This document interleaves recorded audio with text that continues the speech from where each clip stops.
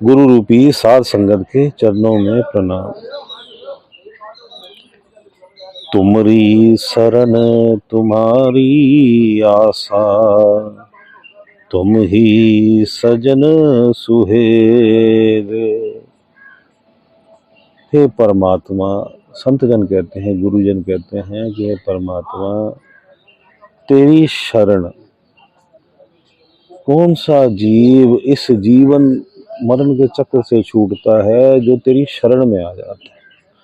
शरणागत जो तेरी शरण में आ जाता है, फिर उसको कुछ जरूरत नहीं, तू जाने तेरा काम जाने, जो तू करे सो चंगा, जो तुध भावे सोई चंगा। तो जीव जो तेरी शरण में आ जाता है, तो हे जीव, तू परमात्मा की शरण में चला जा, और परमात्मा की शरण में जाके जो भी आस रखनी है वो परमात्मा से रख, सबर करके बैठ जा और उसी की आस कर कि परमात्मा तू ही मिल जा। तुम्हारी आशा, तेरी ही आस हो कि भाई तू मिल जा मालिक, तू मिल जा, तू मिल जा, तेरे दर्शन हो जाए, जीवन मरण चक्र से मुक्त हो जाए जीव, इस काल के जाल से छूट जाए कि बार बार करोड़ों जन्मों में भटक रहा है जीव, कहीं ऊंची योनियां, कहीं नीची योनियां, कहीं अधोगति, कभी ऊंची गतियां। यहाँ से निकल के मुझे तो तू अपनी शरण में ले ले, और मुझे तेरी ही आशा रहे, बस तू मिल जा परमात्मा, तेरे दर्शन हो जाए। तुम ही सजन सुहेले, तू ही मेरा साजन है। कौन है सच्चा साजन इस संसार में? बाकी सब रिश्ते झूठे हैं, और साजन कौन है? परमात्मा। जीव की आत्मा जब परमात्मा से मिल जाती है, वो क्या हो जाती है? सुहागन। पति कौन हुआ? परमात्मा। इस संसार में कहते हैं कि एक ही पुरुष है, वो है परमात्मा। केवल परमात्मा ही साजन है तेरा। तू यह अपनी बात पल्ले बांध ले, गांठ बांध ले कि तुझे उसी की आशा करनी है, उसी की शरण में जाना है, और उसी के जब वो साजन जो है, साजन से क्या जब मिल लेती है, जब संसार में हम देखते हैं कि मान लो पति बाहर विदेश गया हुआ है और बहुत समय बाद जब मिलता है पत्नी को, वो कितना अच्छा माहौल होता है। पत्नी के मन के अंदर जो है उमंगे तरंगे उठती हैं कि भाई मेरा पति आ गया, मुझे मिल गया।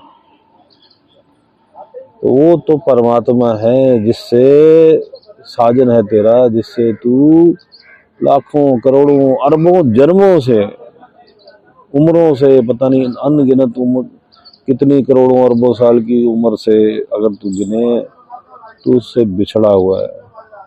और जब पत्नी जो है अपने पति से बिछड़ जाती है तो क्या करती है? दुख तकलीफ झेलती है, पीड़ा सहती है,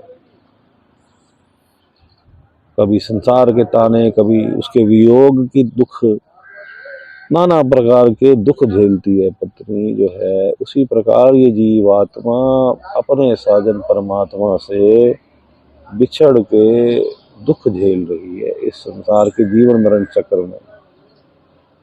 यहाँ ये पराये देश में जो है, काल का देश है ये, काल के देश में जो है ना घर अपना, घर अपना तो कौन सा? निज धाम, सच्चा घर परमात्मा का घर। और उस निज धाम से बिछड़ी अपने पराये घर में, अब पराये घर में क्या होता है? आदमी को दुत्कारा जाता है। अगर जीव किसी पराये घर में होगा तो दुत्कारा जाता है। तो यहाँ कौन दुत्कार रहा है? काल दुत्कार रहा है। ये हमारा सच्चा घर नहीं है।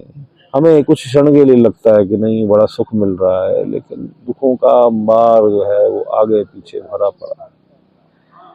अपने साजन से मिलना है, अपने प्रीतम से मिलना है, सुहागन बनना है, और उससे जब मिल जाता है तो जो आनंद है उसका विख्यान नहीं किया जा सकता। सुहेल, उस आनंद का जो है रोम रोम जो है जीव की जो है पसंद हो जाती है।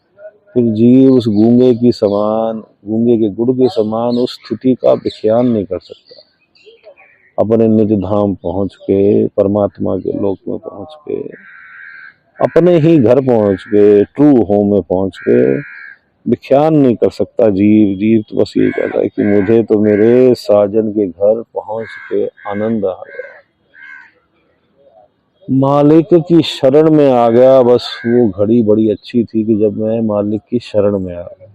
तो हे जीव, तू उस घड़ी की कामना कर कि तू मालिक की शरण में चले जा, खुद को मालिक के हवाले कर दे। वही तेरा साजन है, उसी की आशा कर, उसकी शरण में जाके। आशा भी एक उसकी, जहां आशा तहां बासा।